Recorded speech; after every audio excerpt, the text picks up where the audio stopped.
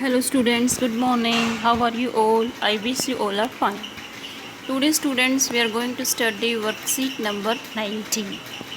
Dust of Snow. Dust of Snow is a poem written by Robert Frost. ये आपके first flight वाली book में आपके prescribed poem है dust of snow. Robert frost की आपको पता है कि एक मैंने आपको बताया था उनकी विशेषता है राइटिंग की कि वो शॉर्ट और स्वीट पोएम लिखते हैं। Robert frost did not use difficult words, उन्होंने नहीं किया कोई भी डिफ़िकल्ट वर्ड्स। मीनिंग इसका बिल्कुल ही आप लोगों को क्लियर हो जाएगा। Okay, let's enjoy the poem. The way it snows down on me, the dust of snow from the hemlock tree has given my heart a change of mood and saved some part of the day I had ruined. पढ़ने से पहले ही देखो poem finish हो गई है, इतनी short poem है। तो पोएम में देखो रॉबर्ट फ्रोस्ट ने क्या कहा है कि एक क्रो ने जिस तरीके से shook down on me the dust of snow from the hemlock tree. Hemlock tree देखो, hemlock tree is a poisonous tree. Poisonous tree होता है हेमलॉक ट्री, जिसको आप अपनी लैंग्वेज में, लोकल लैंग्वेज में धतूरे का पेड़ बोलते हैं। तो पोइट कहता है कि एक करो जिस तरीके से उसके ऊपर बैठा हुआ था और उसके क्योंकि उस समय विंटर सीजन था और अमेरिका में पता है स्नो फॉलिंग होती है विंटर सीजन में। तो उस करो ने जिस तरीके से उसको हिलाया ट्री को, तो उसके ऊपर क्या गिरे, बर्फ़ के पार्टिकल्स गिरे। और उस छोटे से इंसिडेंट ने has given my mood A change of my heart A change of mood, उसकी वजह से क्या हो गया, उसका मूड चेंज हो गया। And saved some part of a day I had rued, और उसने बचा लिया जो दिन जो है रूड हो गया था, नष्ट हो गया था, डिस्ट्रॉय हो गया था, वो तो हो ही गया था, लेकिन बाकी जो बचा हुआ दिन था उस स्मॉल इंसिडेंट ने मेरे बाकी दिन को जो है बचा लिया था। हर एक की लाइफ में ऐसा इंसिडेंट, कभी कभी आपके साथ भी ऐसा हुआ होगा कि आप जो है सैड हैं और फिर अचानक से आपका मूड जो है, कोई ऐसी बात हुई या कोई इंसिडेंट हुआ कि आपका मूड चेंज हो गया। तो देखो इसमें रॉबर्ट फ्रोस्ट ने, ये भी सिंबॉलिकल पोएम। अब देखो आपने क्रो, पोइट ने रॉबर्ट फ्रोस्ट ने क्रो का यूज़ किया, सब लोग नाइटिंगेल का यूज़ करते हैं स्वीट साउंड के कारण, लेकिन रॉबर्ट फ्रोस्ट ने क्रो किया। क्यों? क्योंकि वो सैड मूड को डिपिक्ट करना चाहता है। तो कोई भी पोइट जो है वोकैबुलरी जो सिलेक्शन करता है वर्ड्स की, वो अकॉर्डिंग टू मूड ही सिलेक्ट करता है। और देखो हेमलॉक ट्री लिया, नहीं और भी ट्री ले सकते थे, इतने सुंदर सुंदर ट्रीज होते हैं, या ऑस्पिशियस ट्री हो, उसमें हेमलॉक ट्री लिया। ये क्या डिपिक्ट करता है, the poet was in sad mood, उदास था, वो डिप्रेस था। तो फिर कैसे उसने करो ने सुख किया? क्यों? क्योंकि इसका इनडायरेक्टली सिंबॉलिकल मीनिंग है। क्या मीनिंग है? When crow can do work, जब एक क्रो कर सकता है काम in winter season, why not I. तो फ्रोस्ट ने सोचा होगा कि मैं क्यों नहीं कर सकता। जो हमारी लाइफ की, डेली लाइफ की एक्टिविटीज़ हैं, वो उसके कारण जो है हमारी ख़त्म नहीं होनी चाहिए। We all should do work, हमें काम करना चाहिए। हम यूँ नहीं कि उदास हो गए कि चलो भाई कभी बारिश आ गई तो घर में बैठ के, ऐसा नहीं होना चाहिए। We all should do hard work, और हमें चीयर अप मूड में रहना चाहिए। जब क्रो मेहनत कर सकता है तो वाई डोंट आई, शायद उसने ये सोचा होगा रॉबर्ट फ्रोस्ट ने। तो इस छोटे से इंसिडेंट ने, this small incident gave inspiration to Robert Frost, Robert Frost को इंस्पिरेशन दिया। Okay, there are moments in life when we feel unhappy but nature cheers us up. आपकी लाइफ में भी बच्चों ऐसे मोमेंट्स होंगे, आप अनहैप्पी होंगे, लेकिन जब आप नेचर के पास गए तो उससे आप खुश हो गए, चीयर्स अप हो गए। और पता है बच्चों, आपको नेचर के साथ कुछ टाइम बिताना, you all should spend some time with nature. You know, being in nature or even viewing scenes of nature reduces anger, fear and stress. It increases pleasant feelings. आप ये फील भी करते होंगे कि जब आप नेचर में, आपने बालकनी में कुछ प्लांट्स उगा रखे, उनको देखना, आपको देख अच्छा लगेगा। जब हम नेचर के संपर्क में रहते हैं, वी फील हैप्पीनेस, अच्छी हमारे अंदर फीलिंग्स आती है।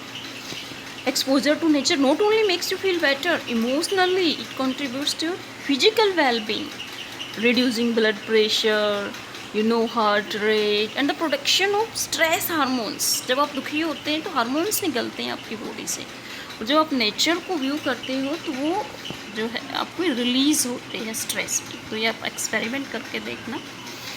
तो इसमें है part A, from the list given below tick what makes you happy. आपको टिक करना है कि कौन कौन सी बातें आपको हैप्पी फील कराती है। Looking at the rising sun, सुबह सुबह आप मॉर्निंग में देखो, wake up at 5 o'clock and then view the rising sun. देखो राइजिंग सन को, आपको अच्छा लगेगा। अगर आपको अच्छा लगता है तो आपको टिक करना है। A new leaf on A plant, plant पे जब न्यू लीफ आता है, कैसे जो है बर्ड्स होती है, फिर लीफ आता है, तो वो देखना भी अगर आपको अच्छा लगता है तो आपको टिक करना है। मेरे ख्याल से वैसे तो सबको ही अच्छा लगता है to spend time with nature. The sound of birds in the morning, सुबह सुबह जब आप चर्पिंग देखें, chirping of sparrows, you enjoy that sound, आपको एंजॉय आता होगा ना, तो आपको टिक करना है।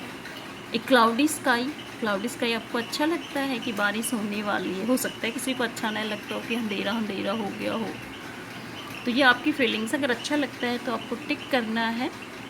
Rain on A hot day, गर्मी है और बारिश हो जाए, वाह। बर्ड्स इन ए वाटर बाथ, आपने देखा होगा कि कई बर्ड्स को, जैसे आप ऊपर छत पे भी जब पोट रख देते हो तो उसमें बर्ड्स नहाते हुए आपको अच्छा लगता होगा, देखते हैं तब। Dancing peacock, real it's amazing, नाचता हुआ पिकॉक सुंदर लगता है ना, अच्छा लगता है। स्टार्स डेडेड स्काई, स्काई के अंदर तारे ही तारे हैं।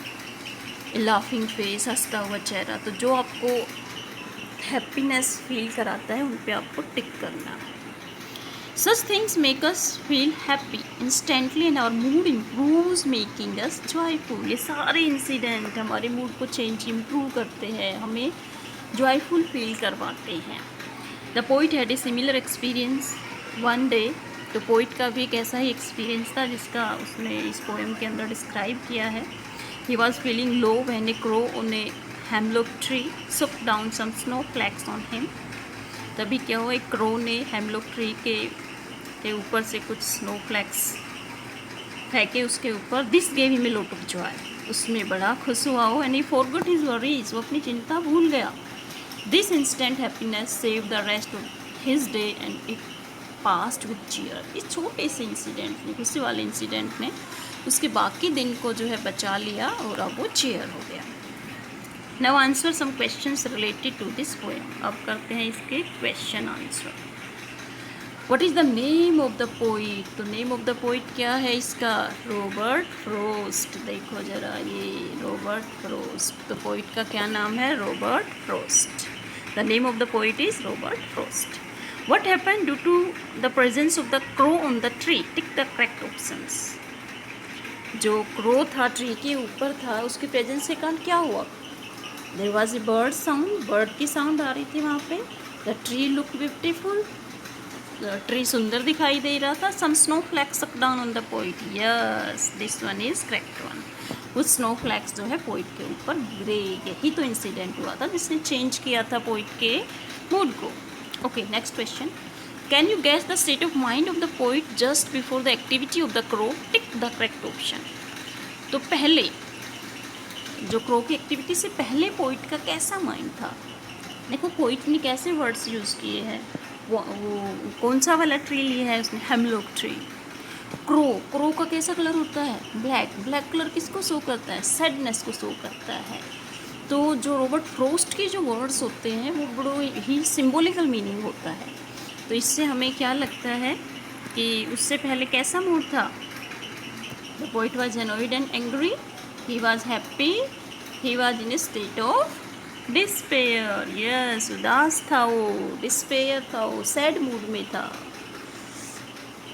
How did the poet feel just after the crow shook down some snow flakes, tick the correct option. अब जब स्नो ने उसके ऊपर कुछ, क्रो ने कुछ हिलाया पेड़ को, उसके ऊपर स्नो फ्लैक्स पड़ी, तब उसका मूड पे क्या हो गया, he felt even more sad, वो ज़्यादा उदास हो गया। हिज मूड चेंज, उसका मूड चेंज हो गया। He started laughing, yes his mood change, उसका मूड चेंज हो गया।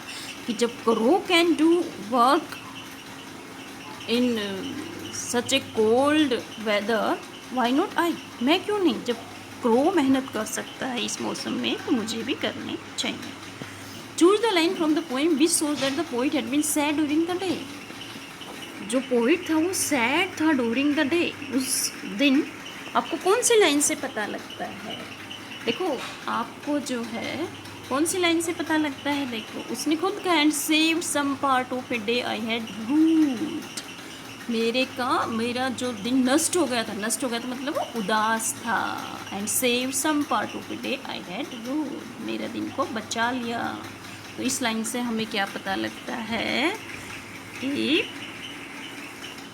पोइट जो है सैड था during the day. What is the correct rhyme scheme used by the poet? Pick the correct option. आपको पहले भी मैंने बताया था राइम स्कीम क्या होती है। जो राइमिंग वर्ड्स को हम क्या देते हैं, नोटेशन स्मॉल ABCD दे देते हैं, तो वो क्या होती है हमारी राइमिंग स्कीम, जो कि पोएम के अंदर म्यूजिकल इफेक्ट डालती है। तो इसमें देखते हैं जरा, फर्स्ट लाइन एंड हो रही है देखो करो से, ओ साउंड से, तो उस साउंड को हमने सिंबल दे दिया ए। सेकेंड लाइन देखो एंडिंग, एंडिंग वाला वर्ड हमें देखना होता है राइमिंग स्कीम के अंदर मी। अब मी जो है डिफरेंट साउंड है तो उसको हम देंगे बी। अब नेक्स्ट वर्ड है हमारा स्नो, स्नो को ओ साउंड है तो ये अगेन हो जाएगा A. From the hemlock tree, ई, ट्री, मी, सेम साउंड है बी। तो इसकी राइमिंग स्कीम हमारी क्या हो गई, ए बी। तो इसका क्या आंसर हो गया हमारा ए बी। तो देखो ये हमारे फर्स्ट ऑप्शन में ही है ए बी। तो ये है इसका answer. Nature can give us a lot of happiness when we are feeling low. देखो नेचर जो है हमें हैप्पीनेस देती है जब हम लो फील करते हैं, सैड होते हैं। Right about one such experience of your life. आपको अपनी लाइफ का एक एक्सपीरियंस बताना है जिसमें आप लो फील कर रहे हैं तो नेचर ने आपको मोटिवेट किया। Briefly explain what made you feel sad and how nature give you happiness. किससे आप उदास थे और कैसे नेचर ने आपको हैप्पीनेस किया, वो आपको डिस्क्राइब करना है। You may begin like this, आप ऐसे शुरुआत कर सकते हैं। आई was not in a good mood that day. उस दिन मेरा मूड अच्छा नहीं था। क्यों अच्छा नहीं था वो आपको यहाँ पर बताना है। जैसे एक बार पता है क्या हुआ था, I was not in a good mood that day because my student had not perform well in UT. बच्चों ने अच्छा नहीं किया था तो क्या था, I was sad on that day. Then you know suddenly my son came into the room and said to me, mom my beautiful flower is bloomed on the marigold plant. When I saw the beautiful flower on the marigold plant my mood was changed. तो आपको ऐसे अपना भी कोई incident इसमें लिखना है। Okay student, I hope ये बड़ी शॉर्ट और स्वीट पोएम थी, इसमें अब आपका कोई डाउट नहीं होगा। तो ओके स्टूडेंट।